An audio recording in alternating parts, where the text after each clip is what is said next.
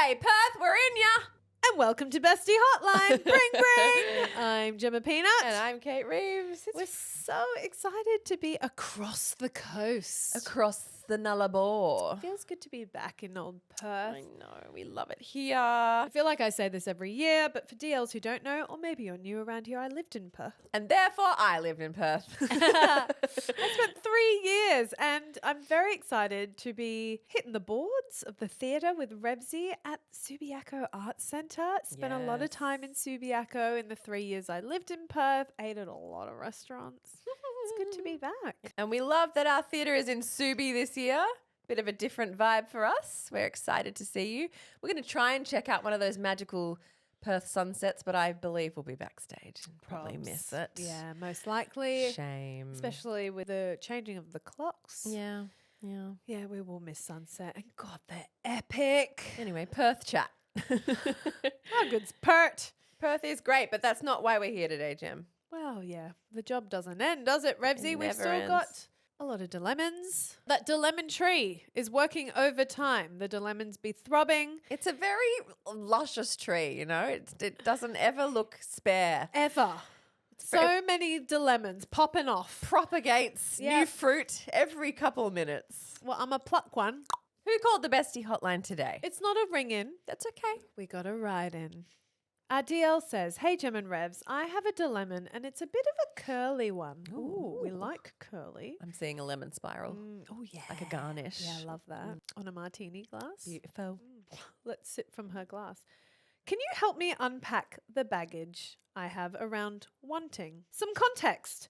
I consider myself extremely fortunate and privileged. I'm happily married, live in a beautiful neighborhood, my kids are healthy and go to a great school. Okay. I have a career I love. Life is good. And she uses a lot of exclamation marks here.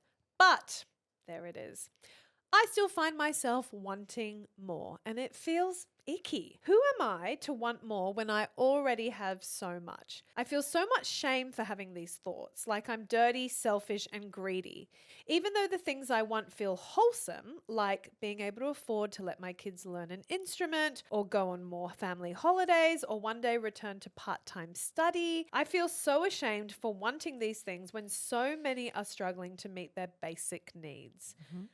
I grew up in a single parent home where money was really tight, and both my parents spoke negatively about anyone who had any wealth or privilege. There you go. So I know that that has something to do with it. Ding, ding, ding. I admire both of you so much, and I love how open you are about the things you want and enjoy out of life. I never judge others for pursuing more, but I judge myself so deeply and think, oh, I could never. Please help me unpack this, as I feel like my thinking pattern is a bit cooked. Yeah, it is cooked, but it makes sense. Yeah, definitely. I think this is a symptom of the internet. Like, sure, it sounds like there's definitely some family of origin trauma here, or some things you picked up, some patterns, some things you learnt from childhood about how you should feel about people who think or, live a certain way. And that's fine. We all have those things. But I don't know, all we get now being these online people is we're just told like, oh, how very dare she? Or, oh, must be nice. Or, oh, look at you go. Or why would you put your focus there where you could put it here? Or why would you do that when you can do this? Or I would never. It's too much. Like, of course we're all getting in our own heads. I definitely do.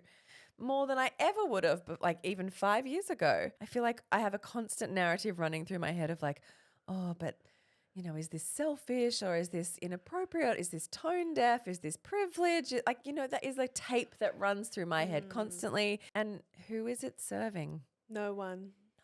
Yeah. Because at the end of the day, gives a shit how you live your life, except the people in your family. So I think you've got to try and come home to yourself and to your family. You want your kids to learn an instrument? That sounds amazing.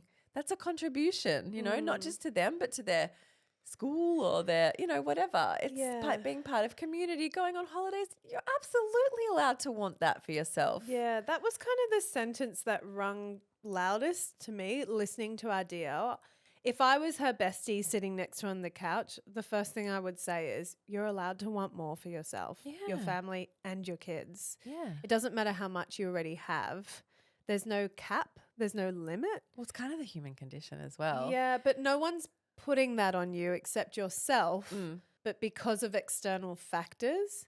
And I think what you said is absolutely right, Revsy. You just got to sort of focus in, like put a spotlight on your own family and focus on that. It's really hard to block out the mental noise, but also any external. Like I feel like our DL would be quite porous to any external feedback. Like, oh, she does a lot, doesn't she? You know, then that can kind of seep in and make you go, oh, is it because of our privilege that my kids seemingly do too much or whatever?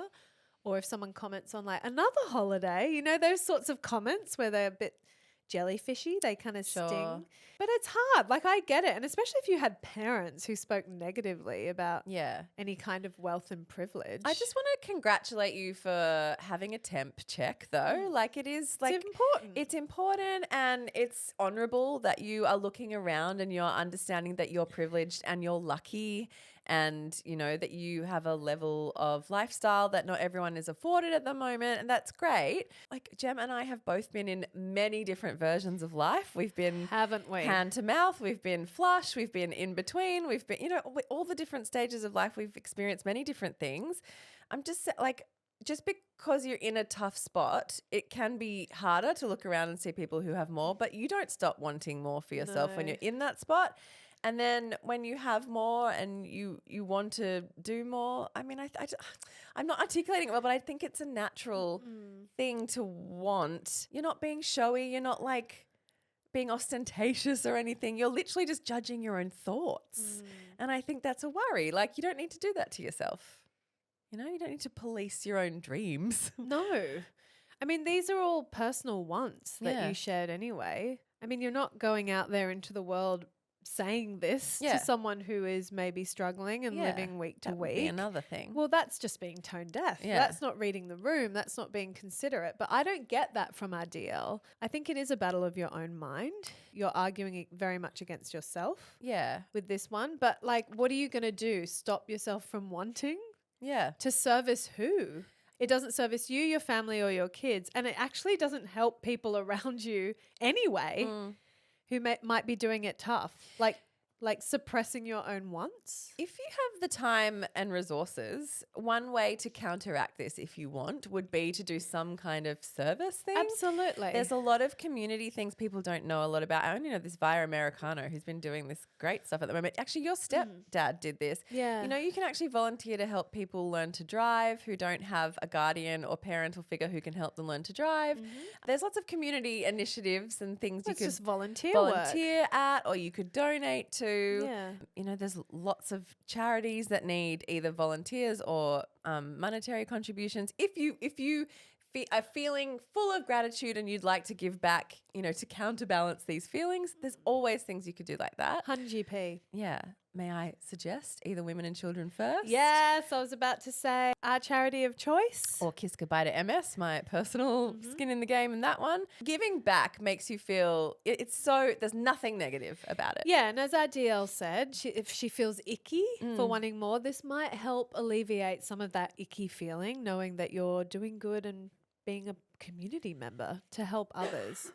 Even mentoring, like if there's some, I don't know what your specialty area is, but if there's some young people in your community who could use a mentor, you know, there's lots of things that don't necessarily involve financial or big time commitments. Anyway, just a thought, just something to counter.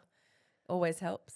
But please never stop wanting more for yourself, ever. I don't think anyone should at any level. No, I don't or for your family. Like, even if it's goal-driven stuff, like, God, I would never say, like, sometimes this is a nice sense check for yourself. What would you say to your kids? 100%. If they came to you and said, hey, Mom, I want more for myself, but I feel like I shouldn't. Yeah. I feel like this DL would say, oh my gosh, never. Go for it. Dream big. Mate, I want a $7,000 Fendi bag.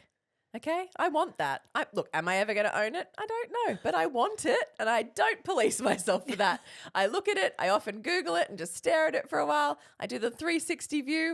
You know, some people would find that icky, but I don't judge it. I think it's a beautiful bag and I like to look at it. And when I'm near a Fendi store, I pop in and visit it. So, you know, you don't have to feel any shame with me. Horses for courses. Horses girl. for courses. You want to you want to give your kids the opportunity to learn a musical instrument. I want a Fendi purse. You know, column A, column B. Anyway, DLs, we've got to wrap this up because we have to. We have a show to go and We do. sure do. Subiaco Art Centre, here we come. And Here if we you have a come. Viddle ticket, we cannot wait to squeeze you tonight. And cannot don't wait. forget, DLs, we have episodes dropping, backstage pass, Mm-hmm. specific to each city. So if you want to tune into that, things always not go awry. I don't want to wish that on us, but There's always a bit of tea. every show there's always tea. There's always some drama going on backstage, but we share it all on Backstage Pass. So, if you're a Perth DL, come and check it out. And if you can't get to a show but you want a little piece, don't forget there's merch on our website. You can wear the hat to the dog park and feel part of it all. And as always, we'll be back in your ears bright and early on Tuesday with a reg episode. See you there. Bye-bye.